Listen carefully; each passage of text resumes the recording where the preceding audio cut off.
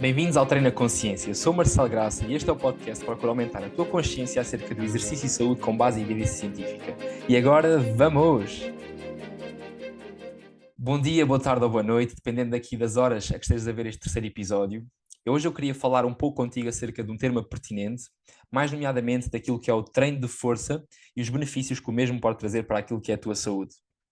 Neste episódio eu queria dividir basicamente o mesmo em partes. Falar aqui um pouco sobre aquilo que é a concepção do exercício físico, nomeadamente aquilo que é o treino de força, depois abordar de que forma é que o treino de força pode influenciar aquilo que é a nossa saúde e, por fim, dar estratégias práticas através de variáveis do treino de força para que tu possas começar já a aplicar a partir do dia de hoje e que possas assim te retirar os maiores benefícios daquilo que é a prática de treino de força. Basicamente, o que eu queria começar por explicar é que, segundo aquilo que, e daí o motivo de eu também querer fazer este episódio, foi que grande parte das pessoas que me chegam ao estúdio hoje em dia, com quem eu trabalho, uma grande parte apresenta-se com alguma medicação, mais nomeadamente para problemas associados a doenças crónicas, ou seja, aquilo que tem a ver com aquilo que são os comportamentos das pessoas, ou seja, se uma pessoa pura e simplesmente adotar algumas estratégias preventivas, pode basicamente atenuar e reduzir esses mesmos valores sem que seja necessário propriamente um aumento significativo na prescrição dessa mesma medicação. E refiro-me basicamente a medicação como a metformina, beta-bloqueantes e estatinas. Ou seja, metformina para reduzir aqui os valores de glucose, de glicemia em circulação sanguínea, os beta-bloqueantes para reduzir os valores de pressão arterial, nomeadamente ao nível da pressão arterial sistólica e diastólica, e neste caso as estatinas para reduzir os valores de triglicéridos e de colesterol no sangue. E basicamente o que eu quero neste caso apelar aqui é que haja um aumento do trabalho na multidisciplinaridade entre aquilo que é os fisiologistas do exercício e a própria comunidade médica, na medida em que todos nós consigamos perceber quais é que são as ferramentas aos dias de hoje que podem possibilitar não só através da medicação, mas também de outras estratégias preventivas, como por exemplo o treino de força, para reduzir esses mesmos valores. E tentar, neste caso, que haja um aconselhamento para que cada vez mais estas pessoas possam adotar através de estilos de vida mais ativos, mais nomeadamente através de treino aeróbio, e neste caso que eu quero falar de hoje, do treino de força, para que haja essa mesma atenuação desses mesmos valores que eu estava a referir anteriormente. Então, o que me parece é que, após esta introdução inicial, é que as pessoas, aos dias de hoje, tentam basicamente resolver o problema destas questões atirando literalmente areia para debaixo do tapete e não indo à real questão para o tratamento destas mesmas problemáticas, nomeadamente ao nível da glicemia, do excesso de glucose em circulação, dos valores de pressão arterial elevadíssimos e também aqui dos valores de gordura a nível daquilo que é os triglicéridos e o colesterol em circulação sanguínea. E então, ao início, as pessoas viam o treino de força como algo muito específico apenas para atletas de alta competição, atletas de bodybuilding, powerlifting, musculação, para propriamente questões competitivas. E levou a que as pessoas não vissem nenhuma razão aparente para realizarem treino de força. Consequentemente, à medida que foi existindo o aumento da informação relativamente a quais as causas de morte mais prevalentes a nível global, valores que saem para fora através daquilo que é a Organização Mundial de Saúde, começou-se a perceber que as doenças cardiovasculares, mais nomeadamente aqui a questão associada muito àquilo que é as doenças das artérias coronárias, levando àquilo que é o infarto do miocárdio, fossem atualmente tendo uma percentagem de 16% das causas de morte a nível global por ano. Ou seja, o que eu quero dizer é que o avanço do estudo destas mesmas prevalências e à medida também que ia havendo um aumento do sedentarismo a nível mundial e da inatividade física, levou a que a ciência quisesse procurar, então, que estratégias preventivas é que as pessoas poderiam adotar para reduzir fatores de risco de doenças cardiovasculares. E então, eu queria falar-vos de que forma é que o treino de força foi evoluindo ao longo deste tempo, porque a partir deste momento em que as pessoas começaram a ser mais inativas, em que o estudo começou a surgir, nomeadamente na problemática das doenças cardiovasculares, as pessoas começaram a preocupar-se mais com a promoção da atividade física e entidades, por exemplo, a nível do Sistema Nacional de Saúde, a promover mais a prática de exercício físico, mas muito associado àquilo que era o treino apenas aeróbio. E então reparou-se que a partir logo dos 25 anos, adultos inativos tendem a perder de cerca de 3 a 10% de massa muscular por década, num tecido que representa aproximadamente 40% do peso corporal do indivíduo. Pode chegar aqui aos 50% se forem adultos treinados, não inativos. E então, esta perda de massa muscular a partir do avançar da idade levantou um conjunto de problemas, e levanta um conjunto de problemas. Associado à perda de massa muscular, vem também a diminuição da densidade mineral óssea, um declínio do metabolismo basal, o que faz pura e simplesmente também com que haja um aumento da acumulação de tecido adiposo.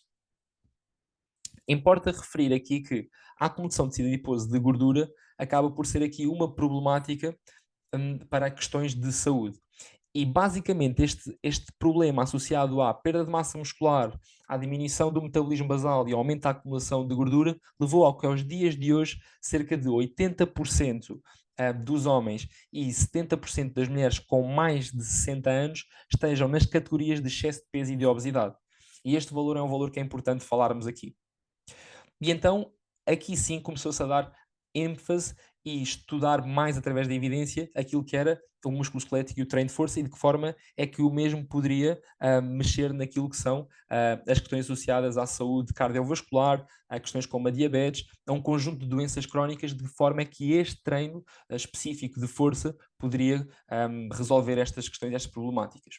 O que se sabe é que o treino de força a partir de qualquer idade, independentemente da raça, do género e da idade, permite aumentar a massa muscular. Ou seja, isto foi quebrar com uma objeção de que, se calhar, adultos a partir de uma certa idade, cerca dos 60, 65, 70 anos, não iam ter benefícios associados àquilo que era o treino de força, porque já não conseguiam aumentar a massa muscular esquelética. E isto é errado, porque sabe-se sim que o treino de força, independentemente, novamente, da idade, do sexo e da raça, permite sempre aumentar aquilo que é a sua massa muscular esquelética. E então começou-se a perceber que o treino de força pode reverter parte destas questões. E então o que se sabe ao dia de hoje é que em problemas a nível daquilo que é a saúde cardiovascular da pessoa, que o treino de força permite baixar aqui os valores de hipertensão, resolvendo aquela questão daquelas prevalências que falei anteriormente do infarto do miocárdio, que representa cerca de 16% do valor total de mortes anuais. E então a diminuição da pressão arterial deve-se muito àquilo que é o músculo, como é o principal depósito de glucose e também de gordura através de tecido adiposo, que depois usa esses mesmos substratos para a produção de energia. Então nós sabemos que basicamente o treino de força, ao diminuir os valores de colesterol LDL, o dito mau colesterol, e também permite aumentar aquilo que é o colesterol HDL, que é basicamente o bom colesterol, ou seja, o colesterol que permite, junto das lipoproteínas HDL, transportar esses triglicéridos junto de si para o fígado e pura e simplesmente catabolizar os mesmos, reduzindo assim os valores do mau colesterol, do colesterol LDL da circulação sanguínea. E que se sabe que o treino de força permite aumentar em cerca de 10 a 20% o bom colesterol, o colesterol HDL, diminuir também em cerca de 10 a 20% o mau colesterol, o colesterol LDL, e pura e simplesmente também baixar na mesma percentagem os valores de triglicéridos. E porquê é que esta questão dos triglicéridos em excesso, dos lípidos, dos triglicéridos e do colesterol em excesso e circulação sanguínea é um problema? Porque basicamente, se nós formos ver as artérias, elas têm uma camada adventícia, média e a íntima, mais neste caso interna, onde está presente o endotélio. E nós conseguimos perceber que o aumento da acumulação de gordura desses triglicéridos dentro das próprias artérias faz com que haja uma redução do lumen, do diâmetro, basicamente, dessas mesmas artérias. O que faz com que se aumente, pura e simplesmente, a resistência periférica, ou seja, a força que o miocárdio, ou seja, o músculo esquelético do coração, tem que fazer para levar o sangue para todas as partes do corpo. E então, o aumento excessivo de gordura associado àquilo que é, novamente, a perda de massa muscular com o avançar da idade, o declínio do metabolismo basal e aumento da massa gorda e aumento desses mesmos triglicéridos em circulação sanguínea, pode fazer com que haja um aumento da formação de uma coisa que é chamada de placa de atroma, associada àquilo que é a fisiopatologia da aterosclerose. E pura e simplesmente esta questão pode levar a que haja uma isquémia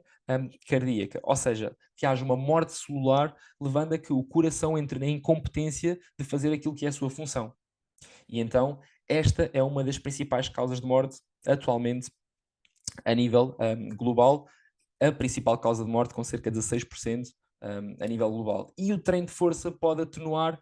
e basicamente reduzir isto de que forma? Será necessário tomar-se, neste caso, uma grande quantidade e não ser recomendado treino de força para pessoas com problemas, que neste caso são medicadas com estatinas? Esta é uma questão, certo? Também para questões como a diabetes, nós sabemos que o treino de força vai ser muito importante e que é tão ou mais importante, neste caso, que o próprio treino aeróbio, apesar de ser ignorado, neste caso, o treino de força durante muitos anos. E então, nós sabemos que o músculo, como referi anteriormente, representa 40 em adultos inativos, aproximadamente 40, ou em adultos, neste caso, que treinam aqui segundo aquilo que é as recomendações, e adultos que, neste caso, são mais fisicamente ativos e que realizam treino de força de forma mais regular, pode chegar aqui a cerca de 50% do peso corporal do indivíduo naquilo que é a massa muscular esquelética. E nós sabemos que o músculo é um dos principais depósitos de glucose de glicémia. Então, nós sabemos que por cada quilo de massa muscular esquelética, nós conseguimos armazenar cerca de 15 a 25 gramas de glicogênio e, neste caso, em sujeitos treinados, nós conseguimos acumular de glicogênio dentro de 1 kg de massa muscular cerca de 35 a 45 gramas de glicogênio. Ou seja, basicamente o aumento da área de secção transversa do músculo, o aumento do seu volume, faz com que haja, pura e simplesmente, um aumento da captação de glucose por parte do músculo, que armazena essa mesma glucose através de glicogênio. Ou seja, o músculo pode ser também adotado como uma estratégia preventiva para reduzir os valores de glicose, porque a prática de exercício físico, mais nomeadamente de treino de força, permite reduzir os valores de glicémia em circulação sanguínea e assim, basicamente, consegue melhorar a sensibilidade à insulina, porque a diabetes é uma problemática que advém basicamente da falência das células beta, que são as células que estão presentes no pâncreas, que faz com que, pura e simplesmente, o pâncreas não consiga produzir insulina suficiente para remover o açúcar em excesso da circulação sanguínea. E então o treino de força, através do aumento da densidade do número de proteínas de GLUT4 à superfície do músculo, permite captar essa glucose e baixar os valores de glicémia. Então, novamente, será necessário por si só haver um aumento em pessoas, por exemplo, com pré-diabetes, de medicação através de metformina, sem que haja, por exemplo, uma recomendação de treino de força? Por fim, também queria falar aqui de outro dos efeitos que o treino de força pode ter na questão associada àquilo que é os problemas de osteoporose. Porque o que se sabe é que a partir dos 25, 35 anos, homens e mulheres atingem um pico de densidade mineral óssea e também de densidade de valores do pico de massa muscular, basicamente. Ou seja, atingem dois picos, o pico de densidade mineral óssea e o pico de massa muscular esquelética. E o que o treino de força pura e simplesmente vai fazer é que consigamos manter esses picos ao longo do período de envelhecimento, enquanto que adultos inativos vão ter tendência a baixar esses mesmos valores, quer de massa muscular esquelética, quer de densidade mineral óssea.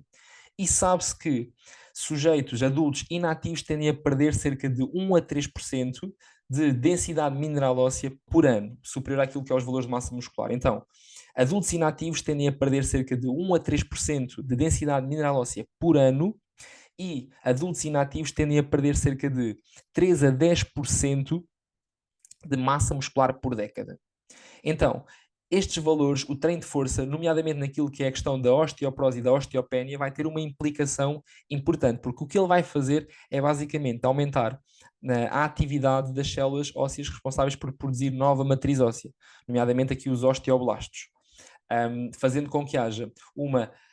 formação e uma reabsorção, neste caso, da matriz óssea, para que ela, neste caso, consiga manter sempre os valores de densidade mineral óssea que foram atingidos naquelas idades entre os 25 e os 35 anos e que mantiveram-se durante, neste caso, o longo prazo, atenuando aquilo que fosse as suas quedas. E então, aqui, através disto, nós conseguimos perceber que o treino de força vai ter aqui um conjunto de implicações naquilo que é a saúde cardiovascular, na regulação da glicose, na questão associada àquilo que é a osteoporose, promovendo aquilo que é um envelhecimento saudável com o máximo de independência possível, sem estar dependente de terceiros. isto pode ser feito logo desde o início, por exemplo, como eu falei, a partir dos 25 anos é possível, neste caso, adotar estratégias preventivas que permitam colmatar. Se já estás com 30, 40, 50 anos, então quando é que deverias ter começado a fazer treino de força? Ontem, ok? Agora eu queria te dar aqui algum conjunto de estratégias que tu podes começar já a aplicar no teu dia-a-dia. E isto é para tu começares a pensar também e se quiseres, lá está, é o que eu costumo dizer sempre. Todos nós temos o livre-arbítrio de decidir aquilo que queremos fazer. Mas eu acredito que souberes estas causas e souberes estes mecanismos que pode, de certa forma, mudar e alterar aquilo que é o teu comportamento, ok? E dar-te uma maior tomada de consciência para que tu sim penses assim, ok, então eu vou começar a adotar esta estratégia preventiva através do treino de força, certo? E então, o que o American College of Sports Medicine diz é que se faça cerca de 2 a 3 treinos de força por semana em dias não consecutivos, que deve ser feito cerca de 8 a 10 exercícios direcionados para os principais grupos musculares, selecionar exercícios para o teu peito, para as tuas costas, para os teus ombros, para os teus membros inferiores, neste caso isquiotibiais, glúteo, quadríceps, e basicamente deves fazer cerca de 2 a 4 séries por grupo muscular, dentro desses 8 a 10 exercícios. E realizar cerca de 8 a 12 repetições máximas, sendo que cada repetição deve ser feita com o máximo de técnica dentro do máximo de amplitude articular possível. Recapitulando, vou repetir mais uma vez, então, para que não falhes mesmo no momento de aplicar parte desta metodologia que o American College of Sports Medicine refere para retirar os melhores benefícios da prática de treino de força. Realizar cerca de 8 a 10 exercícios por sessão, 2 a 3 vezes por semana em dias não consecutivos, onde realizas cerca de 8 a 12 repetições, cerca de 2 a 4 séries por grupo muscular, realizando cada repetição na melhor técnica possível, dentro do máximo de amplitude articular possível, realizando uma expiração durante a fase concêntrica, onde vences a carga externa, e uma inspiração na fase excêntrica, onde, neste caso, a carga excêntrica atua, neste caso, sobre a massa, sobre o músculo, neste caso. Então, isto aqui era aquilo que eu queria falar-te no episódio de hoje. Mais nomeadamente naquela questão que acabei por referir, que é a decisão é sempre tua, o livre-arbítrio está do teu lado, tomas a decisão que achares mais importante e mais relevante para ti, mas acredito que se tiveres em consideração estes efeitos do treino de força naquilo que é estes fatores de risco, que então possas mudar a tua decisão e a tua ideia, ok? Portanto, um grande abraço e força! Obrigado pelo tempo que dedicaste a ouvir este podcast. Espero-te na próxima terça. Um grande abraço e vamos!